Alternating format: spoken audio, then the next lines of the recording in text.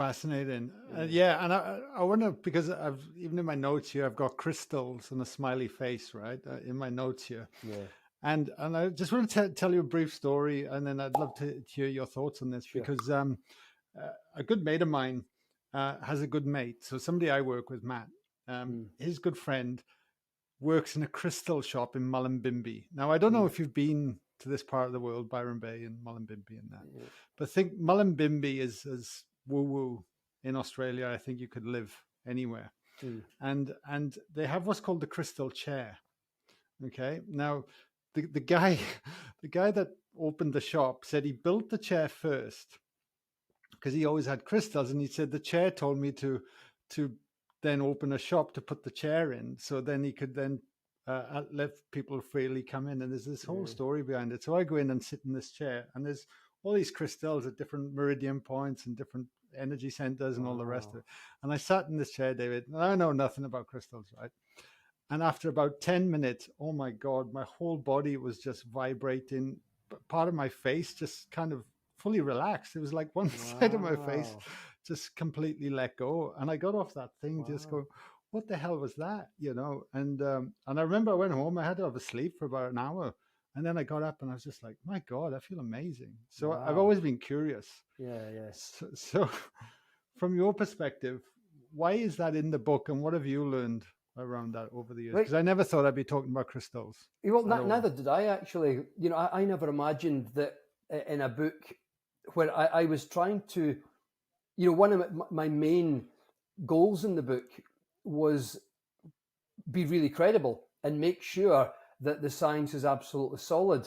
And I thought, you know, lots of people are saying, oh, could you do a chapter on crystals? And I'm going, well, I don't really know of any research. But then I uncovered an astonishing amount of how they work. Not medical studies on them, because those haven't been done, but a heck of a lot of research on how they work. I mean, for example, I've got one here just as in case, because I had a feeling that you might ask me something on it. So that's a citrine crystal, but it's a bit like quartz in the sense that it's really, really clear. Now, there's 3 distinct ways that crystals work. The first way is quartz crystal has a physical property called diamagnetism. Now, what diamagnetism means is, imagine if it's pouring down with rain and the rain's coming down like straight. If I want to protect myself, I put an umbrella up. And what the umbrella will do is it'll deflect the path of the rain so that the rain then bends around me. Now, if some unfortunate soul was standing beside me, they'd get twice as much rain because the rain's going to bounce it off my umbrella and dump it on them. So a diamagnetic substance does something very similar, but it's not the rain it's bending, it's the Earth's magnetic field. So what that means is the Earth's magnetic field is bent around it, and anything to the side is going to get a little bit more of it. So like a crystal, for example, the Earth's magnetic field's coming down and it bends around it. And so anything here gets a wee bit more of the Earth's magnetic field. So in one part of, there's 3 parts to the crystals chapter. In one part, I explored research that shows that increasing or decreasing the intensity of the Earth's magnetic field accelerates or decelerates the growth rate of plants and even the amount of chlorophyll and iron uptake in plants. And there's research in that. It's called plant magnetoreception. And there's a lot of interest in the science of it, because scientists now, because we're more serious about space exploration than ever before, it's what are the consequences of transporting seeds, for example, or plants in a spacecraft that isn't subject to the Earth's magnetic field? Will they still grow in the absence of the Earth's magnetic field?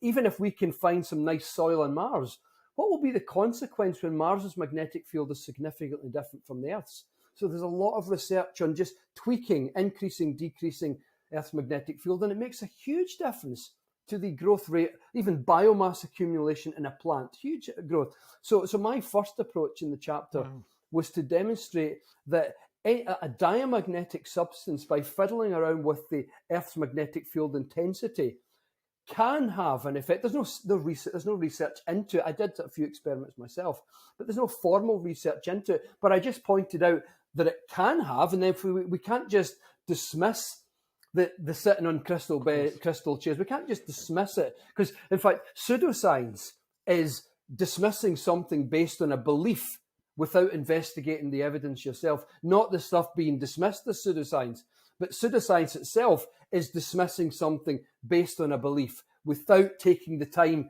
to investigate it yourself. And so I thought, I'm taking the time here, and I think there is something in the physical property of crystals that fiddles around with the Earth's magnetic field. Perhaps lots of crystals together at one point, different types, might generate quite an interesting tweak to the intensity of the Earth's magnetic field so that we can actually feel it, differently. Because there's research at Caltech in America where they actually put people in an electromagnetic shielded room. They replicated the Earth's magnetic field, and then they rotated it. And they just rotated it, the Earth's magnetic field. So the lines, instead of going that way, they were going up the way. But nobody, you can't see it. So they rotated the field inside this electromagnetically shielded cage. Do you know, every single person's brainwaves abruptly changed. They couldn't feel anything, but their brainwaves abruptly changed. In other words, the brain was absolutely in sync with the local Earth magnetic field, not just the intensity of it, but whether it was pointed in that direction or that direction. So there's a fascinating research that shows we are absolutely sensitive to the Earth's magnetic field because biology has evolved within the natural tone, if you will, of the Earth's magnetic field. So I approach crystals in that way, but also in another way, like the clarity of a crystal. In a Buddhist tradition called Dzogchen, the clarity of a crystal is used as what's called the mental representation, where the clarity represents mentally the state of clarity that one wishes to attain through the meditation and the spiritual practice. Now, in cognitive psychology, if you have a mental representation of some way, then it helps you move towards something. So that's another link I made with crystals. Because of what they mean to us, because of what that represents, the clarity, even it comes from the earth itself, it's a mental representation.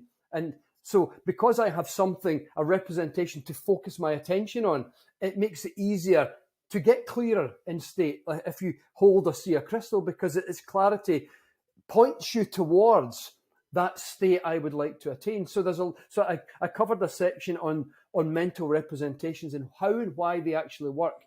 And then the last section on crystals was color psychology, like in terms of using crystals in jewelry and stuff like that, and even just having them visible.